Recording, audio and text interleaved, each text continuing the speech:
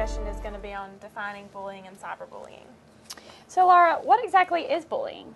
Well, Georgia state law says that bullying is any act that occurs on school property, on school buses, at school bus stations, or at any school-related function or activity. Well, this can also include data or the use of data or software that is accessed through a computer system, computer network, or other electronic technology at a local school system. Well, Rachel, could you tell us what these acts are considered? Well, a little definition for these acts. One is any willful attempt or threat to inflict injury on another person, but this has to be accompanied by an apparent present ability to do so. Basically, what that means is you have an intent to harm. You're going to harm someone is the base. You have intentions to harm someone is what that basically boils down to. Another act would be any intentional display of force that would give the victim reason to fear or expect bodily harm. Basically, you threaten me, whether you're serious or not, you threaten me, I have a fear, you've bullied me. Okay. So stop threatening me. I have one more to add. Okay. Also, any intentional written, verbal, or physical act that any reasonable person would deem as threatening, harassing, or intimidating. These can cause another person physical harm or visible bodily harm, like punching and you leave a bruise, or it may have an effect that interferes with the student's education, or it can be so severe, persistent, or pervasive that it actually causes a harmful environment at school. And then it can also go as far to actually disrupt the orderly conduct of school daily. So if you could summarize that, how would you? Meaning if you do something to someone and they end up not being able to concentrate at school, or they're scared to go to school, then that's bullying. Okay, so this basically has a lot to do with school and not wanting to go because of fear, basically. Affecting the school environment. Okay, well next, just like we talked about reporting on a child who is bullied, we're going to show a quick video. The child's name is Casey Haynes. He's the one who was bullied, and in this video he actually fights back. So we're going to show this clip, and later on we will show an interview where a news reporter actually asked him questions about the actual incident. You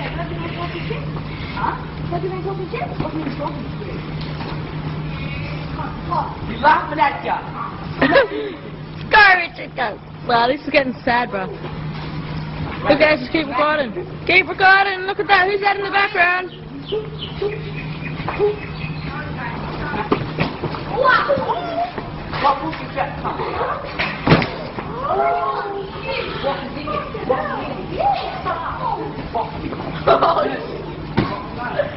Cut your ass! I think you need to back up on me.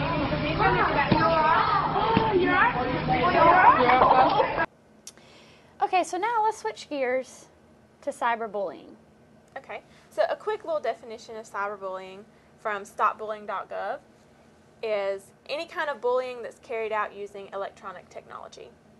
So we'll put up some examples for you so you can see them. It could be through cell phone, computer, tablet. This could probably also include text messaging, social media to be Facebook, MySpace, Twitter, emails, that's a big one. Yeah. Probably instant messaging and chatting. Fake profiles, like you could create fake profiles on Facebook, posing as someone. Yeah. Websites. You can also upload embarrassing photos and videos on different internet sources, and these are all ways that you could transmit bullying. Cyberbullying, that is. Quite a lot of ways. So what might make cyberbullying worse than bullying more face-to-face? You know, I think the biggest difference in bullying and cyberbullying is time. You know, kids can be bullied at school, but they get to go home and they're in a safe haven.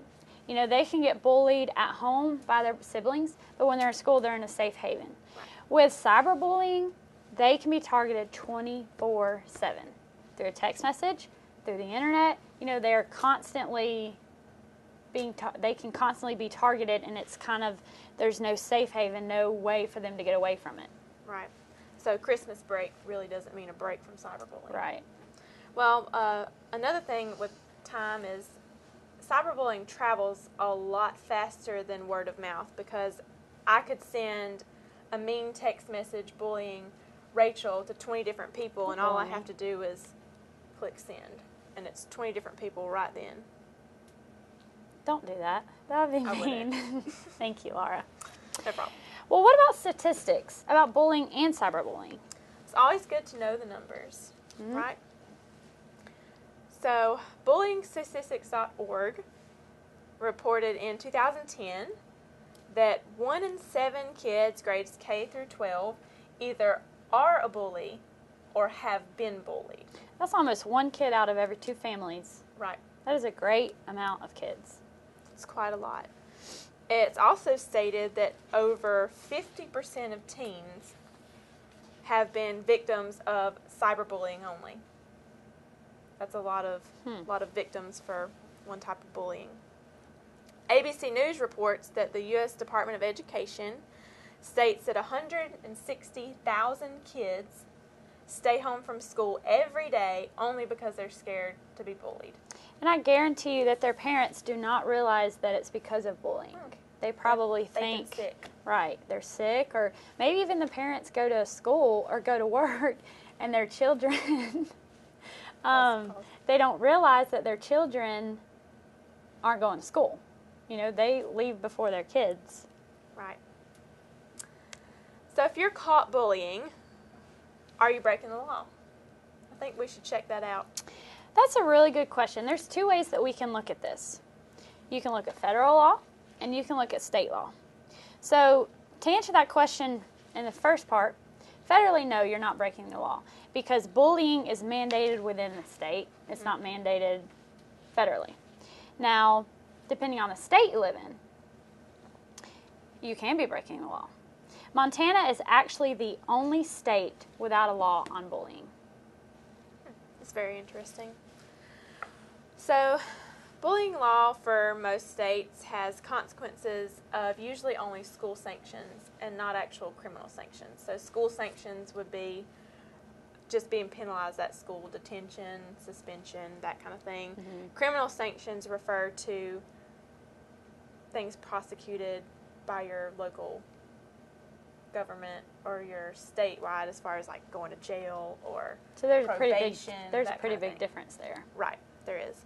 45 out of 49 states with bullying laws have school sanctions, and only 10 out of 49 actually have criminal sanctions for breaking those bullying laws. 15 out of 49 include cyberbullying. So 49 out of 49 states have bullying laws, but only 15 out of those include cyberbullying. So 49 out of the 49 states that have the law, they actually have a policy. For schools to implement. Right, because with the law for all of those 49 states, they also have a policy that the school That's really good. follows. Well, since our studio is based in Georgia, let's talk about what our great state has been doing to stop bullying. Well, first off, Georgia has an anti-bullying law. Yeah, and the definition that we used for bullying earlier in this program actually was the definition that Georgia uses. So Georgia's law says that local school boards have to have a policy that prohibits bullying for grades 6 through 12.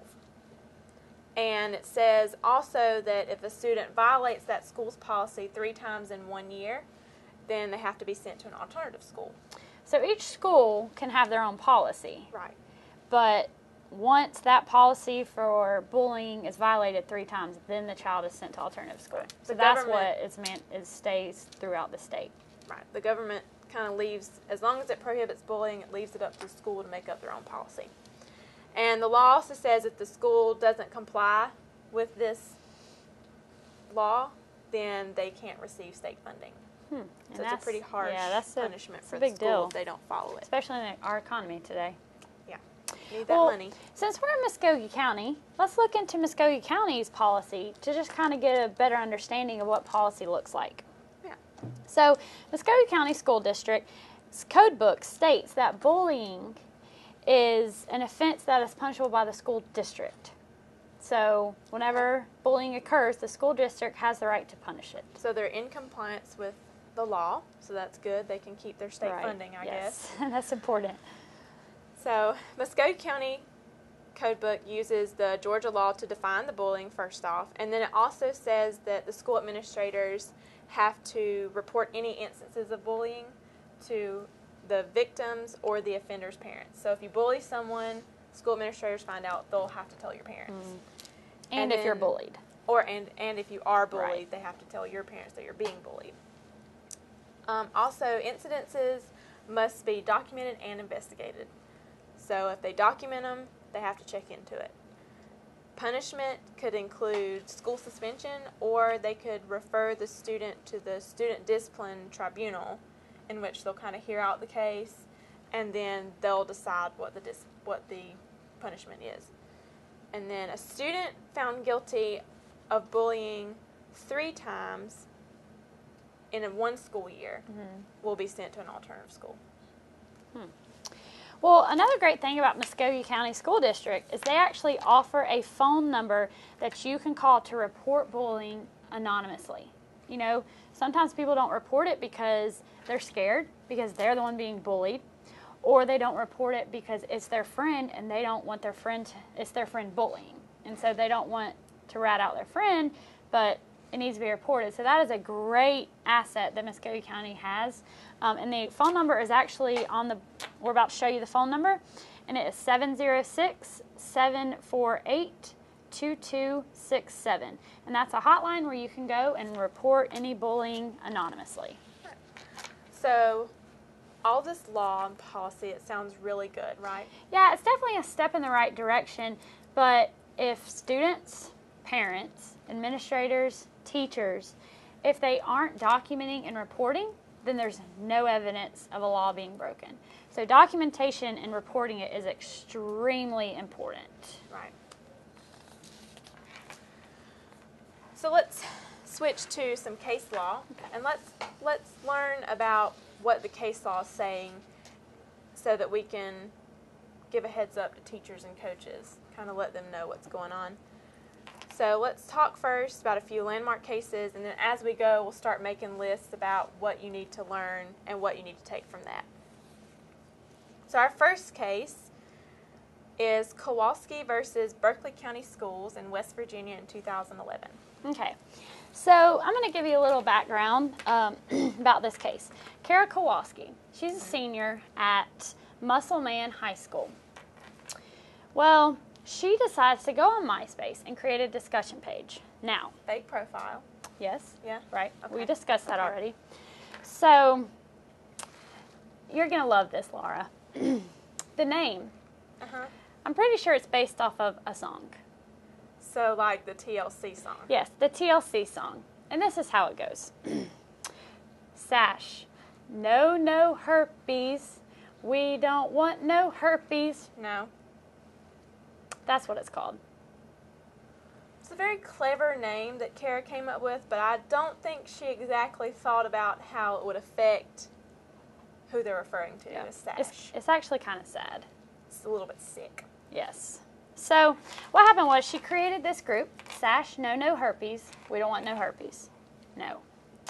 And she invited many other students from Musselman High School to join this group. So it was a discussion board, open to anybody. A child by the name of Ray Parsons began posting photos of a girl named Shay. Many other students started posting other photos and commenting on these photos. They were all targeting Shay and commenting about her having herpes and making fun of her.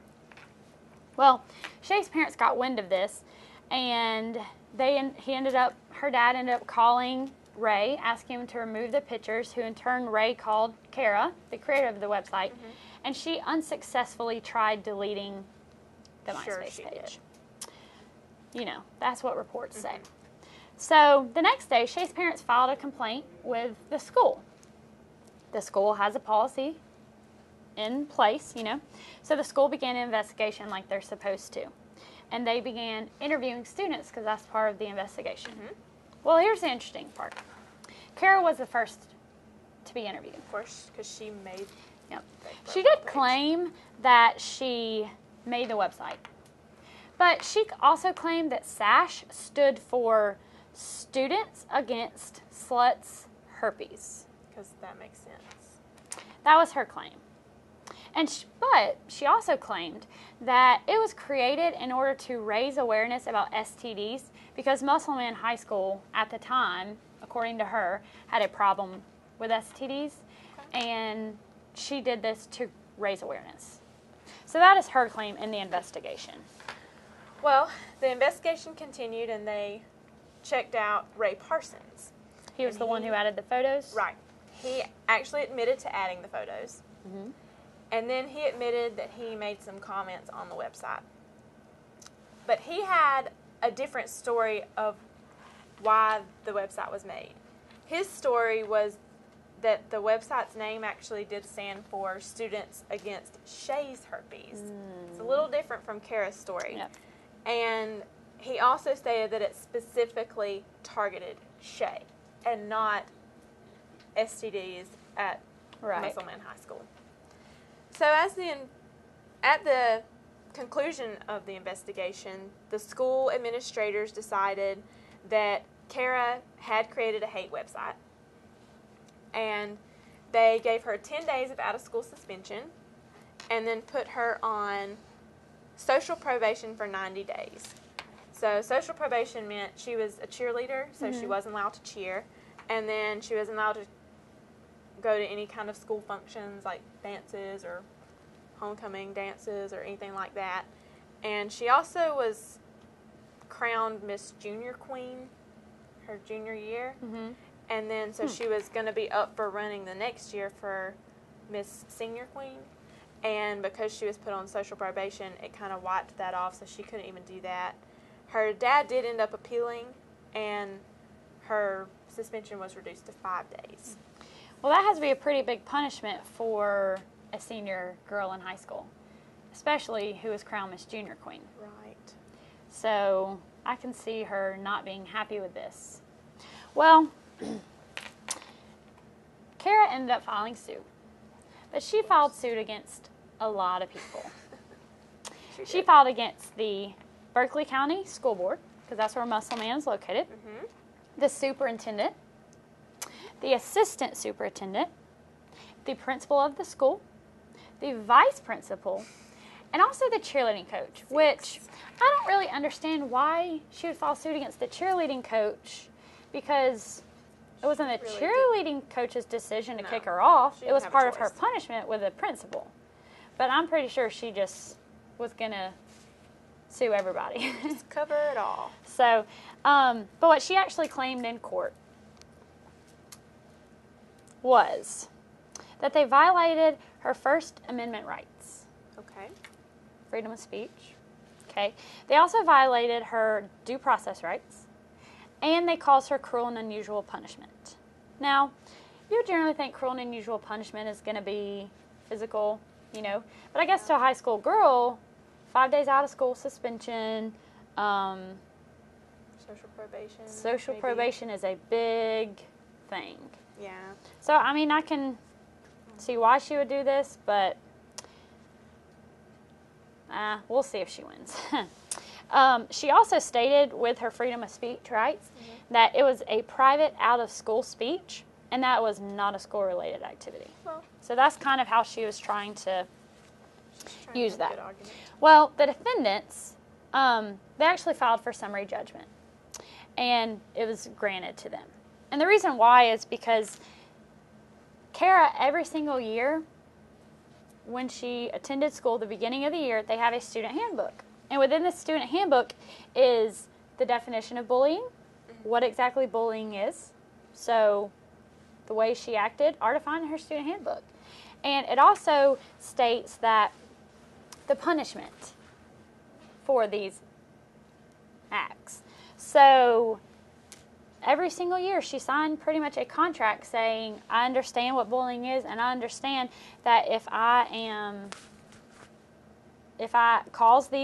do these actions, then there will be an investigation, interviews will be conducted, and I can have out-of-school suspension, and I can be on social probation. So the school district followed it to the T, you know? And just like we were talking about earlier, if the school board would not have documented, and if they would not have followed the policy, then this could have turned out very differently.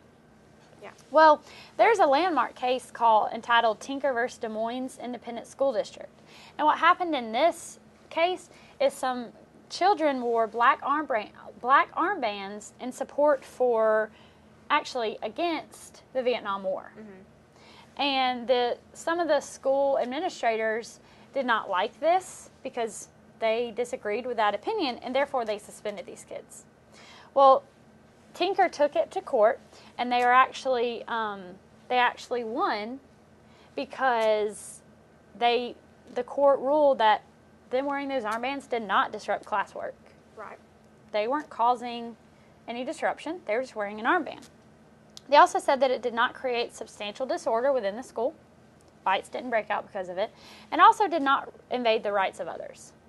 Now, this case from Kowalski is actually the opposite of this. And they based their decision off of Tinker because Kowalski creating this website did disrupt classwork. It did. Shay actually did not attend school because she was embarrassed. She had a fear.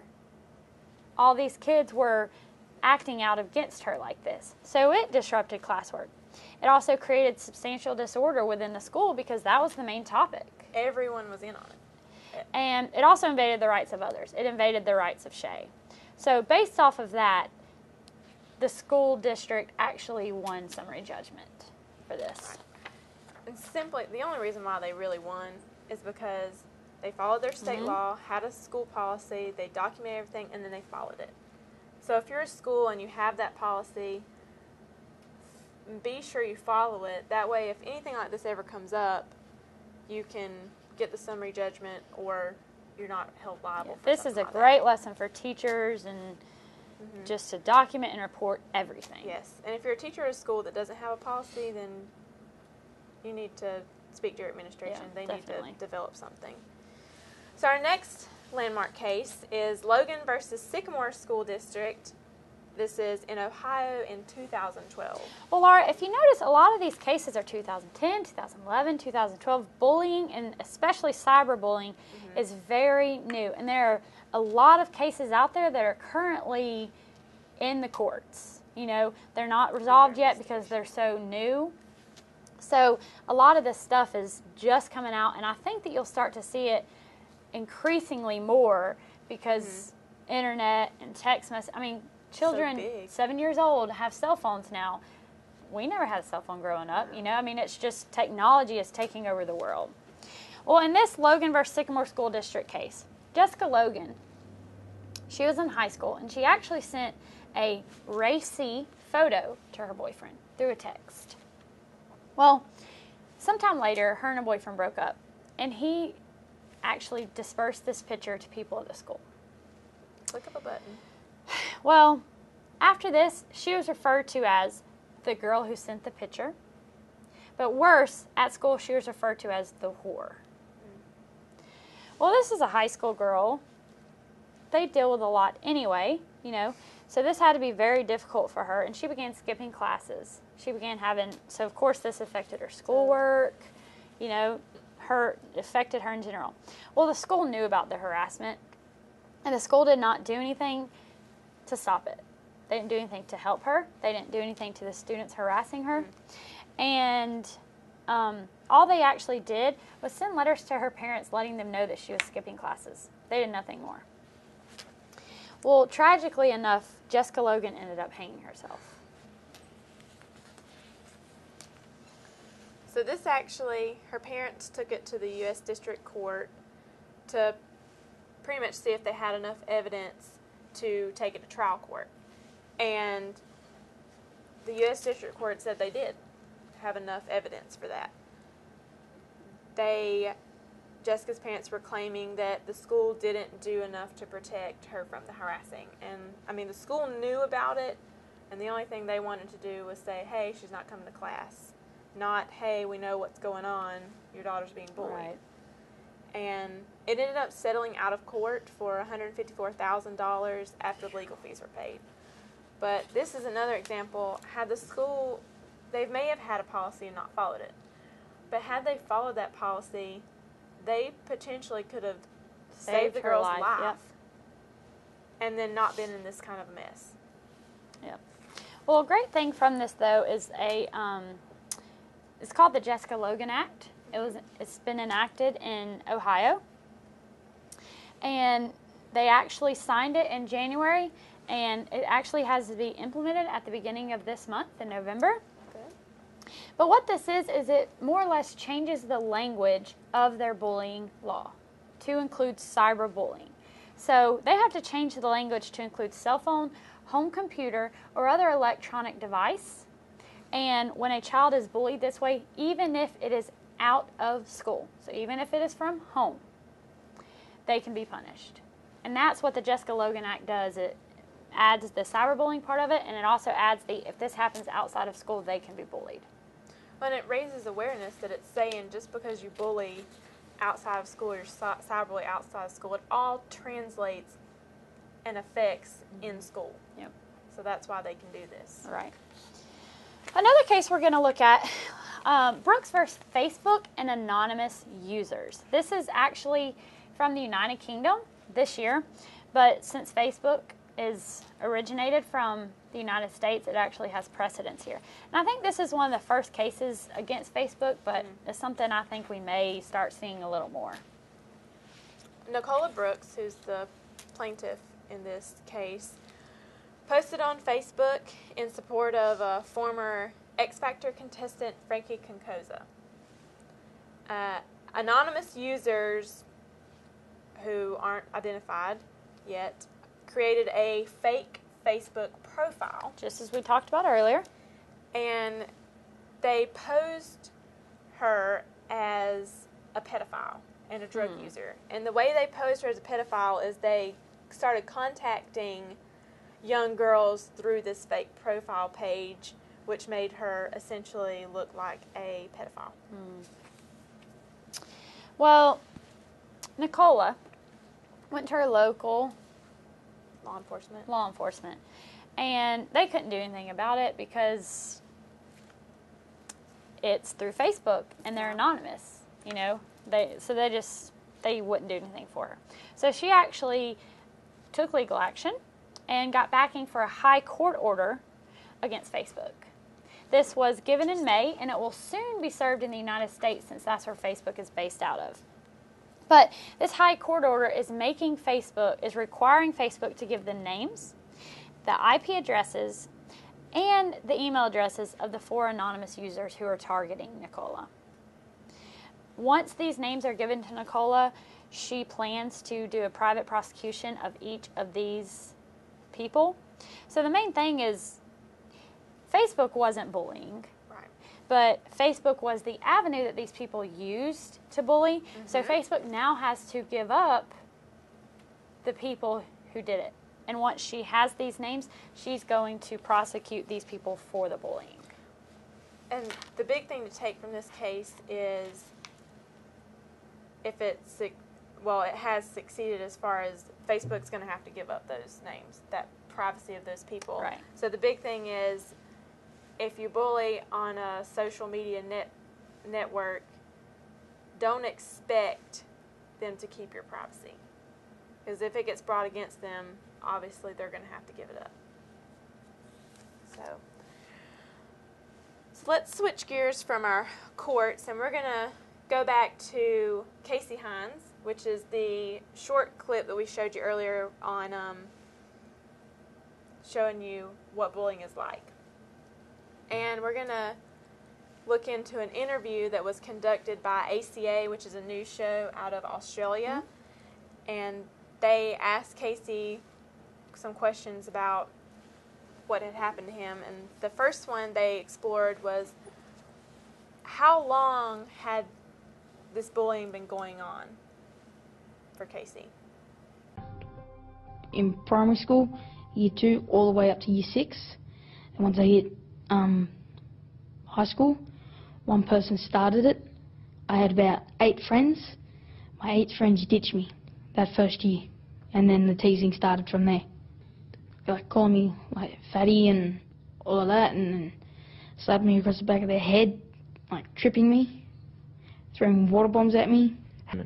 When I contemplated suicide, like a year ago, I just started putting myself down.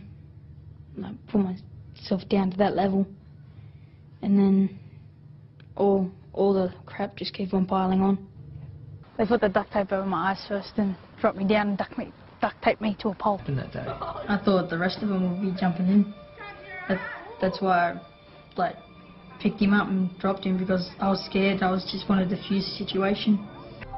Look for the good days, keep your chin up, and school ain't gonna last forever. And it seems that it's been going on for a long time for him, something that he's really been dealing with for a while. Well, as he was talking about it, he referred to being teased. So they further inquired what he meant by teasing. Then next, Casey describes his lowest point throughout all of that bullying. So as he was talking about his lowest point, he referred to contemplating suicide. And I think this is something that It's very dangerous. people don't realize how serious it is.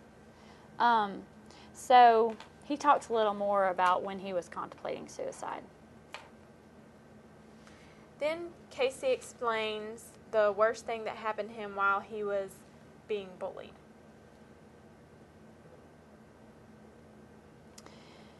Now the interview is gonna move to the actual fight. And Casey's about to explain what he was afraid would happen that day if he didn't defend himself. Finally, Casey gives his advice to those who are being bullied. So with this video of Casey, in the beginning it seems that he's defending himself. Mm-hmm. He blocks. Blocking. Yep, blocks down here.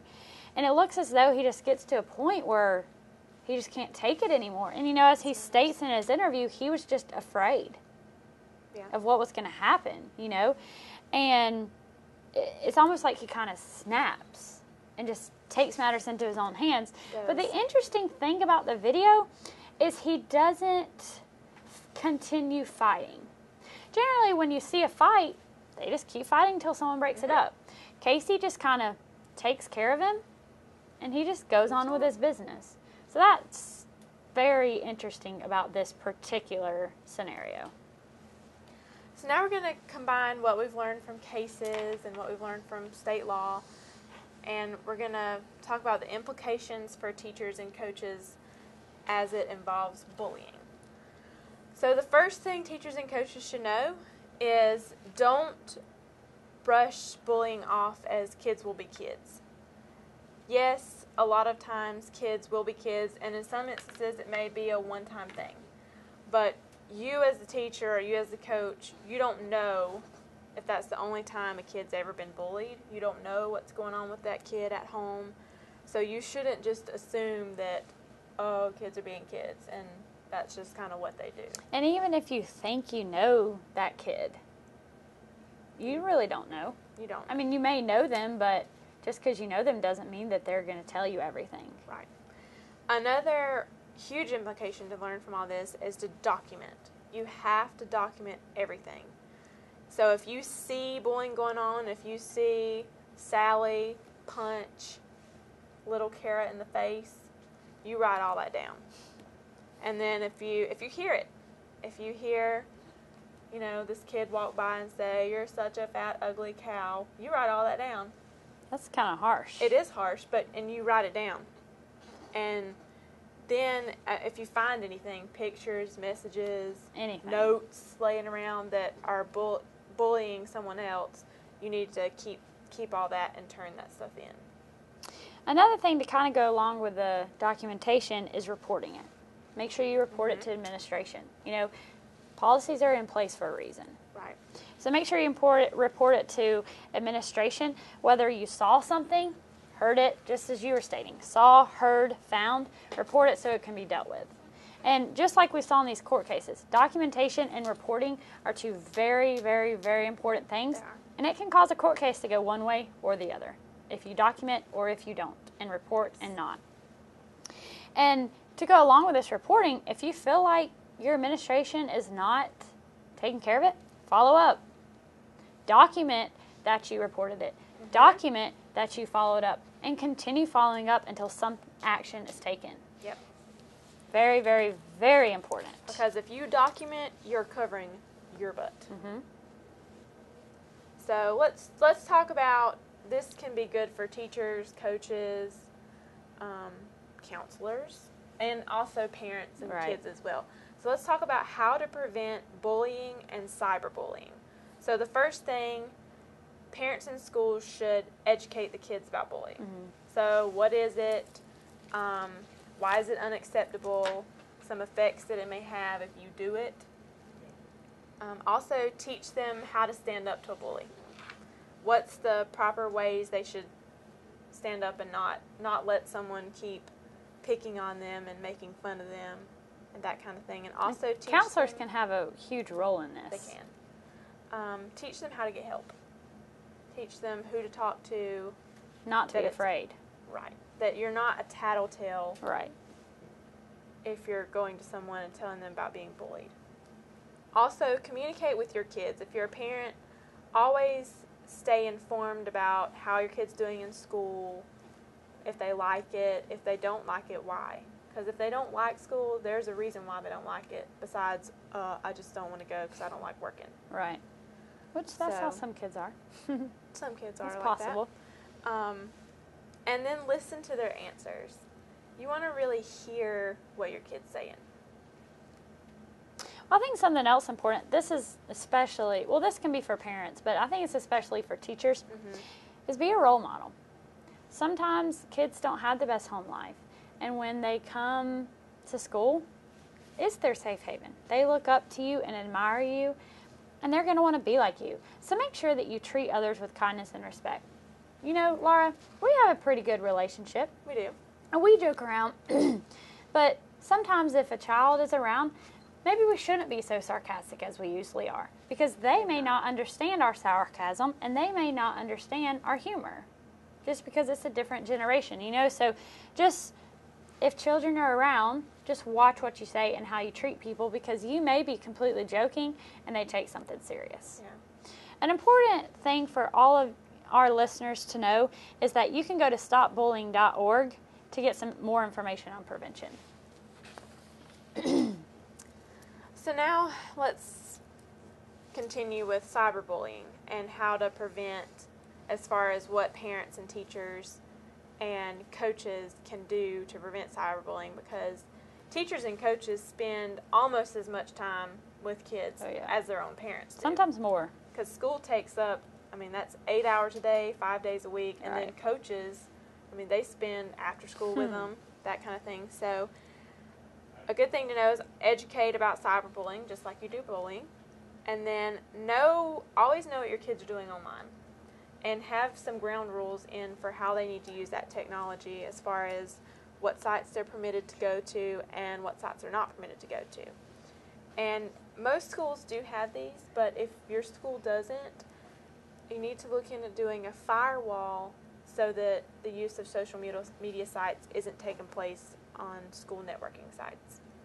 They can do this for email too. Oh, Schools good. can, yeah. That's good. Well, let's switch gears to reporting. So we're going to give some tips for reporting bullying and cyberbullying. And these would be good for students, for kids, and these are really good for teachers and Right. coaches as well. Just make sure that you report bullying to school administration. You know, that's your first step, just like we talked about, and document it. You can always tell a parent or a counselor. This is really true for kids. They can tell their parents, tell a trusted adult, tell a counselor. But it's also good for teachers to keep parents and counselors informed. You can also report cyberbullying to social media. There's places on Facebook, on Twitter, where you can actually report different types of abuse. So make sure that you can do that. But you can also email the creators of Facebook. Email them and say, look, here's what's going on. And be sure that you always save and print text messages and emails. This can be, if you're the child being bullied and you receive this email or text message, make sure you save and print it so that it is documented and you can report it. Okay, all of these tips are provided by stopbullying.gov. So we're going to go through really quick before we wrap up the show some bullying signs, and just know that not all children show these signs, and these are good to know if you're teachers or coaches. If a kid has any unexplainable injuries, lost or damaged belongings, if they're frequently sick or faking sick, if they haven't changed in eating habits, like they're not eating or they're overeating because maybe they didn't get a chance to eat lunch because someone stole their lunch, or if they have That'd be tragic. Would be. Go on an empty stomach all day. And then if they have any difficulty sleeping or frequent nightmares. You can also look at the more school aspect, like declining grades, straight A student now making C's, loss of interest in schoolwork, not wanting to go to school, just as we discussed. They could have a sudden loss of friends or avoidance of social situations. You can really, you should be able to pick that up, Self-destructive behaviors, that could be such as running away from home, harming themselves, or even talking about suicide. So just really be on the lookout for that. And also just feelings of helplessness and decreased self-esteem. And if you really know a child, you can see that. Yeah. Well, we just want to thank you for joining us today, and we hope that you learned a lot from the show. If you're interested in any of the information, please check out RachelAndLauraShow.com to see a synopsis of today's show, and we hope you have a wonderful day.